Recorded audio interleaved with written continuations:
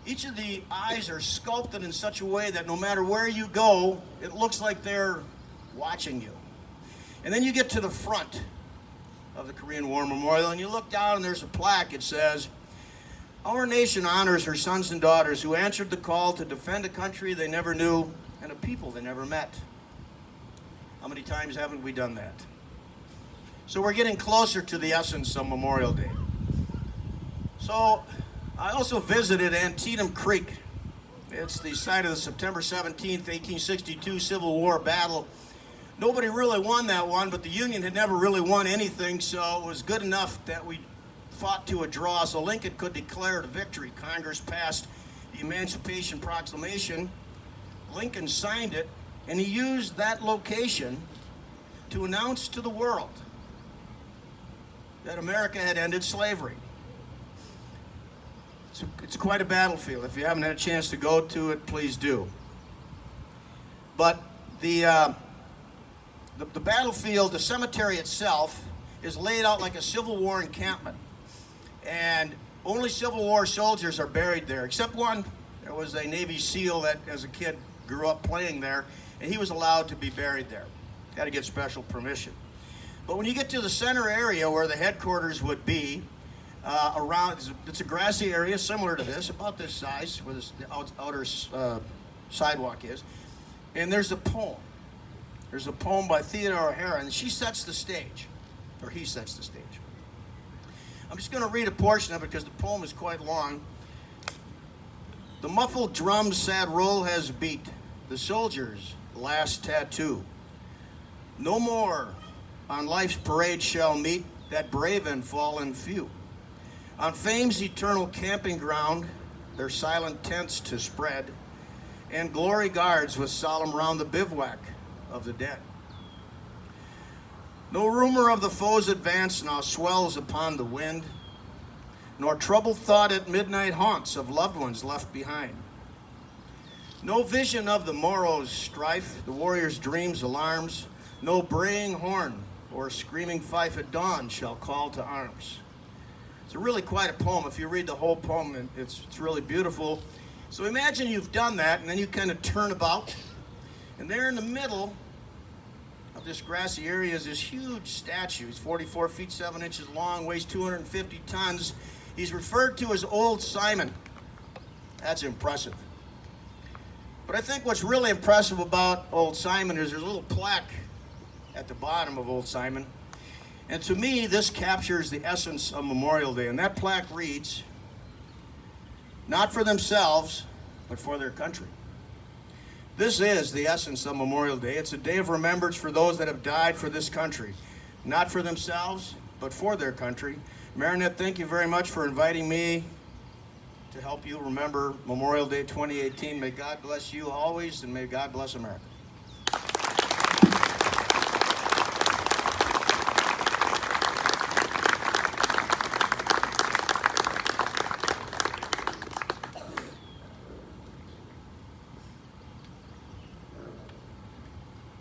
General Logan, 67th National Convention of the American Legion felt the need to honor our forgotten heroes.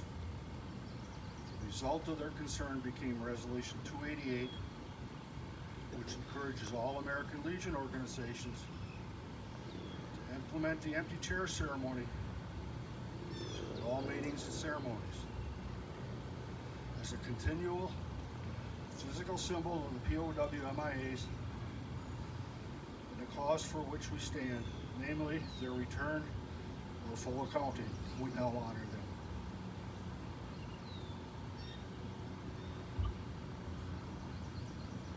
We will now have the laying of the wreath by Cub Scout Pack 4168.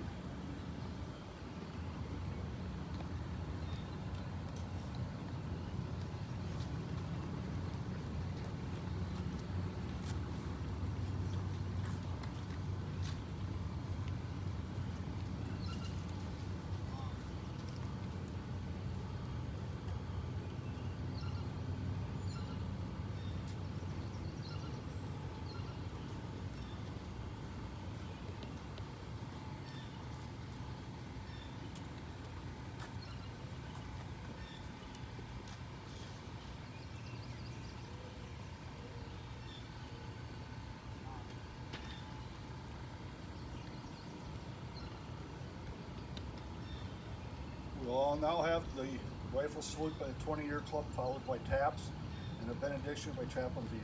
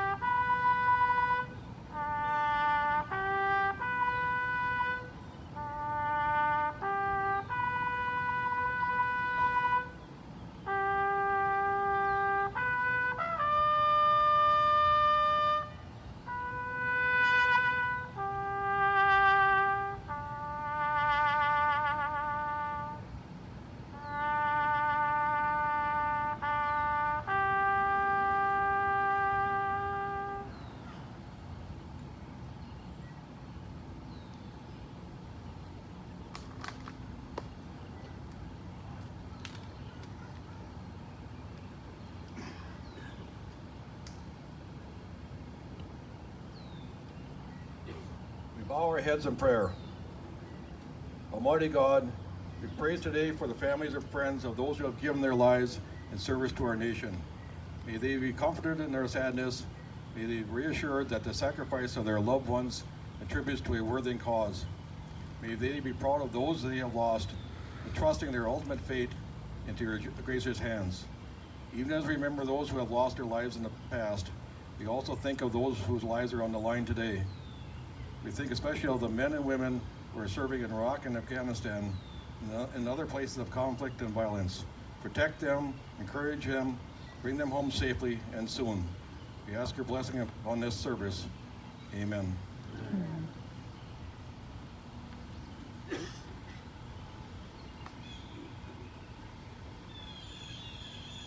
We will now have God Bless America, performed by the Marinette High School Band.